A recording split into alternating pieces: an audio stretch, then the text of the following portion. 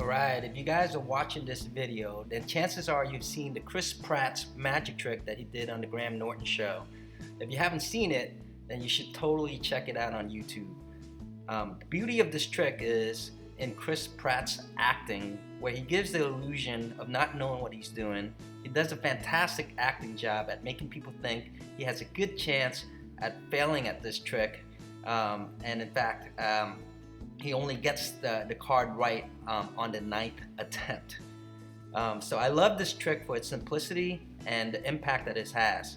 It's actually a very simple trick to pull off, and you don't need any experience in magic to do it. My name is Hoy. I'm not a magician, but I'm a big fan of simple tricks like this. And one of my favorite things to do is to do these types of tricks at home for friends and family. Okay, so again, if you haven't seen the video, please check it out, Chris Pratt's magic trick on the Graham Norton show.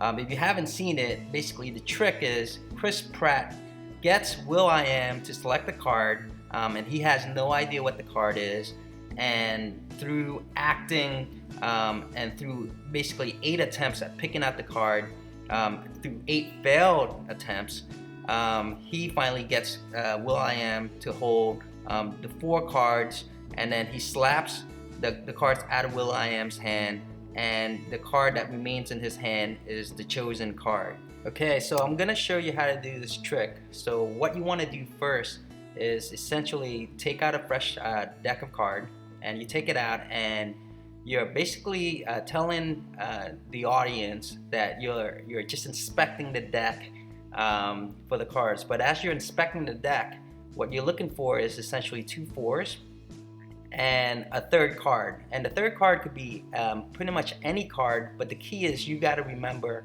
what that card is exactly. So here, the 3rd card is the 8 of spades. And the reason why this is important is what you're going to do is you're going to put the 2 4s and the 8 of spades on top of the deck, right?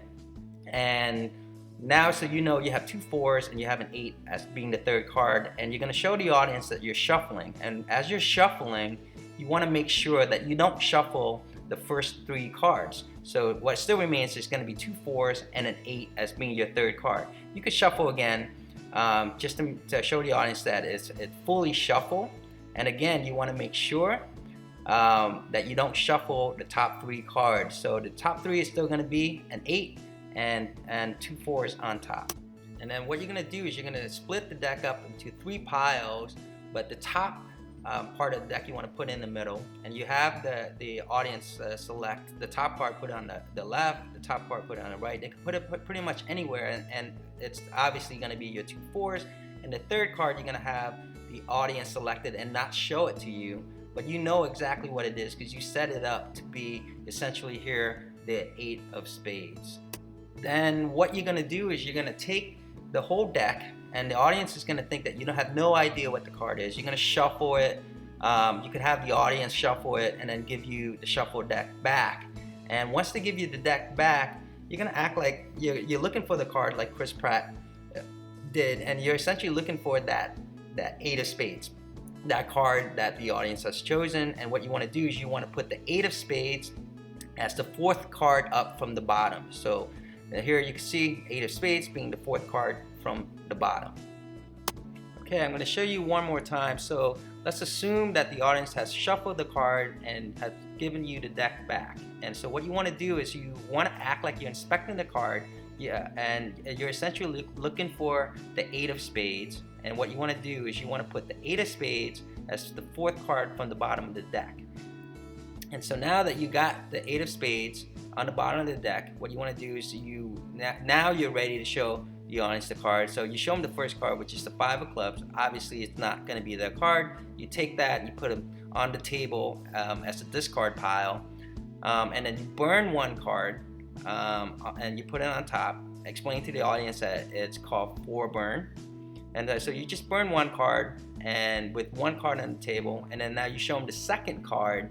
And obviously, the 2nd card is the 3rd card from the bottom. It's not going to be the audience deck. And here's the trick: as you're putting the 2nd card down, you want to move it out, and essentially you're putting the 8 of spades on top of the pile. So the audience is thinking that, okay, you went through 2 cards and none of them are theirs, but essentially you're putting the 8 on top of the discard deck, and now you show them the 3rd card. It's not their card, obviously. Again, you put that on top of the 8 of spades, and again you burn another card, and then you show them the last card, which obviously is not going to be their card. So now you have 4 cards on the table that's not going to be their cards, but the second card from the bottom is essentially the 8 of spades is their card, but the audience does not know this.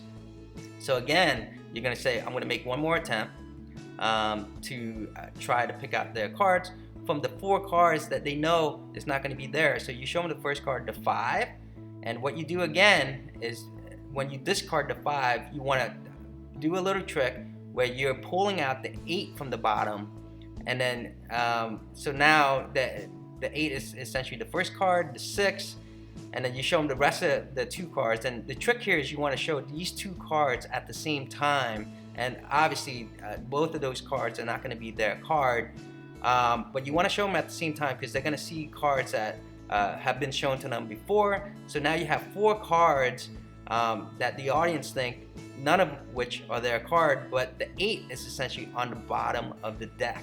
And what you want to do is you want to have the audience hold the cards in between the 2 fingers there, like you see it.